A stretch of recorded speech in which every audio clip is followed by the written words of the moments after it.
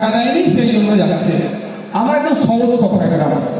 আমি এই জায়গা থেকে আইমিডিয়ার মাধ্যমে রাজ্যের মুখ্যমন্ত্রীকে জানাচ্ছি কত টাকা কেন্দ্র সরকার আমাদের বরাদ্দ আটকে রেখেছে, বাকি আটকে রেখেছে সেটা তথ্য দেওয়া হোক, আর কেন আটকে রেখেছে সেটা উল্লেখ করা হোক।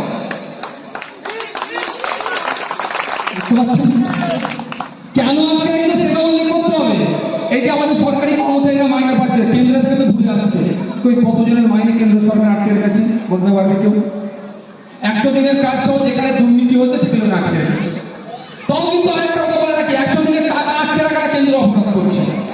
100 দিনের কাজের আইন অনুযায়ী যে আইন আছে তাতে বলা আছে যারা কাজ যেখানে দুর্নীতি হবে সেই কাজটা আটকাতে পারে, কিন্তু ওই আইনের আরেকটা সাবসেকশনে বলা আছে যারা কাজ করেছে তাদের 15 দিনের মধ্যে টাকা দিতে হবে।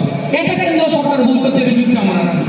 কিন্তু প্রশ্ন আমার, প্রথম কথা, কত টাকা আটকে রেখেছে আর কেন আটকে রেখেছে সেটা জনমানুষের ছড়ানো, 1 নম্বর।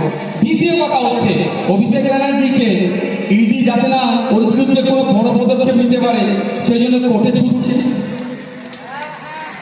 সুপ্রিম কোর্টে চলে যাচ্ছে।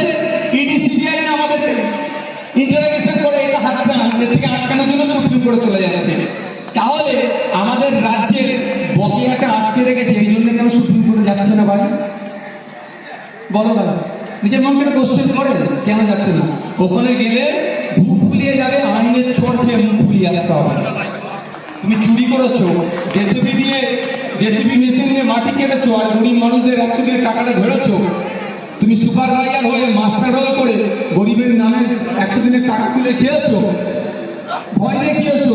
তোমার অ্যাকাউন্টে টাকা আসছে, যদি না তুলে দাও তোমার নামে তোমাকে চাপানো ধমকানো এইসব করেছো। আর আজকে এইগুলো যখন তদন্ত হচ্ছে ভয় করছে কেন? কথা হচ্ছে নাটক করতে যাচ্ছে দিল্লিতে।